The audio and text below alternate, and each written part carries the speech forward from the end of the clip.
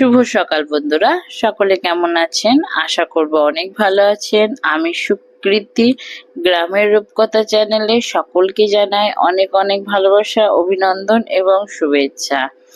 আজকে একটা অন্যরকম ভিডিও নিয়ে আপনাদের কাছে উপস্থিত হয়েছি।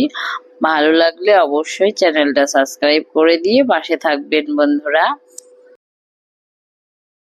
আজকে সকালটা খুবই সুন্দর, মানে এত সুন্দর বাতাস দিচ্ছে আর গাছে না এত ফুল ফুটেছে, মানে একটা এত ভালো সুন্দর মুহূর্ত কাটাচ্ছিলাম সেই সময়টা, মানে কারোর সঙ্গে ভাগ করার মতো না।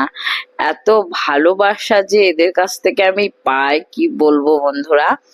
মানে গাছকে আমি এত ভালোবাসি বা গাছও আমাকে ভীষণ ভালোবাসে, কেননা ওদের প্রত্যেকটা অনুভূতি আমি বুঝতে পারি।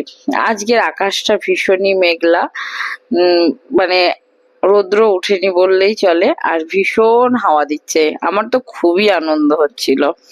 তারপর আজ যেহেতু রবিবার, বাবার বাড়িতেই আছে, তাই সে আর সকাল থেকেই লেগে গেছে কাজে। কি কাজ সেগুলো আপনাদের সঙ্গে শেয়ার করব, অবশ্যই বলবো। আমাদের ফ্ল্যাটের এই যে বাথরুমের জানালাগুলোর কাচও লাগানো নেই আর রঙও করা নেই, সেই জন্য মানে ও একটা ওই যে কার্টন দিয়ে ঢেকে রেখে দিয়েছিল, কিন্তু এটাও তো বেশি দিন চলতে পারে না, তাই না?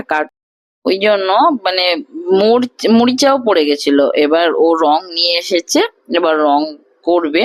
সেই জন্য আমাকে বলছে যে কিভাবে রংটা এনে দেখো, মানে ওইটুকু রং আর অনেকগুলো জানালা দরজা সব রং হয়েছে। আর রংটার দাম বেশি না, ওই 90 টাকা মতো। 90 টাকায় কিন্তু আমাদের 4 থেকে 5টা গ্রিল আর বড় যে ক্লাবশু গেট আছে সেই ক্লাবশু গেটও রং করা। আর বৈশাখ মাসে যেহেতু কাল বৈশাখী, তারপর গ্রীষ্মের পরেই বর্ষা, এরকম তো নানা রকম লেগেই থাকছে এবং গ্রিল গুলো মানে নষ্ট হয়ে যাবে, সেই জন্য ও কিন্তু আর সকাল বেলাতেই এই কাজগুলো শুরু করেছে। আর সারাটা দিন কিন্তু এই কাজগুলোই করবে। আর বাথরুমের যেহেতু কাঁচ লাগানো নেই গ্রিলগুলোতে, আর আজকে গ্রিলগুলোতে কাঁচও লাগিয়ে নেবে, মানে কাঁচ মিস্ত্রিকেও ডেকেছে, ওই 12টা নাগাদ উনি আসবেন। তার আগে আমাকে বলেছে রান্না বান্না গুলো কমপ্লিট করে নিতে। তো আমার তো সেই দশা যে ছেলে তো যাবে বাবার কাছে, বাবাই সব কাজ করছে, ছেলে কি আর না দেখে থাকে? ছেলেও সেই ছুটে ছুটে চলে যাচ্ছে বাবার কাছে এই কাজ করবে বলে। আর এদিকে ওই যে অত্যাচার করেছে কি, বাথরুমের সামনেটা ও এরকম করে মানে ফুটো ফুটো করে তুলে দিয়েছে, ওই চটা চটা করে উঠে গেছে। এবার সেইগুলো কিন্তু ও সব পার করে এবার ওই যে পুটি গুলেছে, পুটি দিয়ে আবার কিন্তু সেটে দেবে। এছাড়া উপায় নেই, কেননা ছোট বাচ্চা থাকলে যা দস্যিপনা করে সকলের বাড়িতেই আছে। আর আমার বাচ্চা একটু মানে এইগুলোর দিকে বেশি ঝোঁক, কোথায় কি আছে কোথায় কি নেই, এখানে থাকলে কি হয় ওখানে থাকলে কি হয়, এইগুলোর প্রতি এত মানে ওর ইন্টারেস্ট কি বলবো। তারপর ওর বাবা গেছিল একটু বাইরে, আর সেখান থেকে নিয়ে এসেছে 1 কাঁধ ডাব। ওর পিসির বাড়িতে গাছ কামিয়ে ও নিয়ে এসেছে ডাব। আর এদিকে মিস্ত্রি দাদাও এসে গেছে। তখন ওই যে কাঁচ নিয়ে কাঁচগুলো কাটিং করবে, আর ওদের বাড়িতেও কিছুটা লাগবে, সেই জন্য একদম রেডি করে রাখছে। এবার মিস্ত্রি দাদা আমাদের মাপটা নিচ্ছে কতটুকু প্রয়োজন হবে।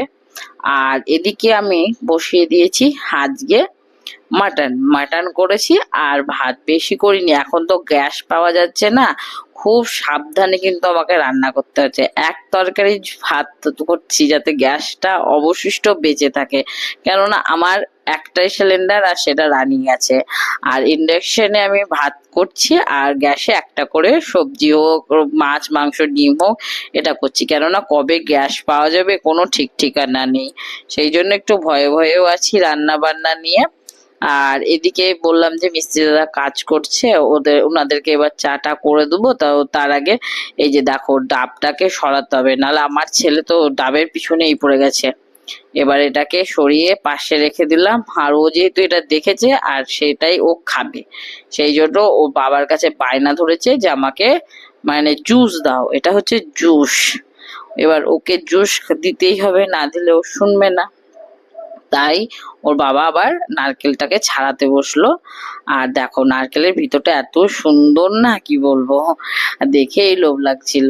তারপর আমি বললাম যে তুমি স্নান করে এবার পুজোটা করে নাও, আমার ওদিকে রান্না হয়ে গেছে। আজকে আমি পুজো করিনি, ওই করেছে পুজোটা, মানে আমার সময় হয়নি। আর তারপর ওরা পুজো টুজো করলো, ওইদিকে মিস্ত্রিতে আমাদের কিন্তু কাজও হয়ে গেছে দুপুর বেলা। তো ছেলে বায়না করেছে তরমুজ খাবে, তাই ছেলের জন্য তরমুজ কাটা শুরু করেছি। আর কি বলতো বন্ধুরা, আমার ছেলে তরমুজ খেতে খুব ভীষণই ভালোবাসে, সেই জন্য ও ওর জন্য বিশেষ করে একটা করে আমাকে তরমুজ আনতেই হয় প্রত্যেক সপ্তাহে। এবার এক এক দিনে কিন্তু ও পারলে এক একটা গোটা তরমুজ খেয়ে নেবে, ভাত ডাল মুড়ি তরকারি কোনো কিছু দরকার নেই, শুধু তরমুজ হলেই ও সারাটা দিন কাটিয়ে দেবে। একদিন দুদিন না, মোটামুটি 5-6 দিন কাটিয়ে দেবে শুধু তরমুজ খেয়েই। সেই জন্য আমাকে খুব সাবধানে সাবধানে তরমুজটা রাখতে হয়, আর ছোট ছোট করে ওকে দিতে হয়, কারণ ও যতটা ভালোবাসে মানে বলে বোঝাতে পারবো না, শুধু তরমুজ খেয়েই থেকে যাবে। সেই জন্য ওকে ছোট ছোট করে পিস করে কেটে দিচ্ছিলাম। আর ওর বাবাও যেহেতু বললো যে আমাকেও তাহলে দাও, আমি একটু পরে ভাত খাচ্ছি, তো আমি বললাম ঠিক আছে তোমাদেরকে তাহলে একটু ফল কেটে দিই, খাও। আর ওইদিকে আমি তারপরে বাসনগুলো সব মেজে গ্যাস মুছে তারপর ওদেরকে খেতে দেবো। এদিকে মিস্ত্রিও চলে গেছে মোটামুটি কাজ করে, বাড়িঘর অগোছালো হয়ে আছে, পরিষ্কার করতে হবে, সব মিলিয়ে নানা রকম কাজ আছে আজকের ছুটির দিনে। তারপর দেখো এখানে আমার ফল দুজনের জন্য কাটা হয়ে গেছে, এবার নিয়ে যাচ্ছি।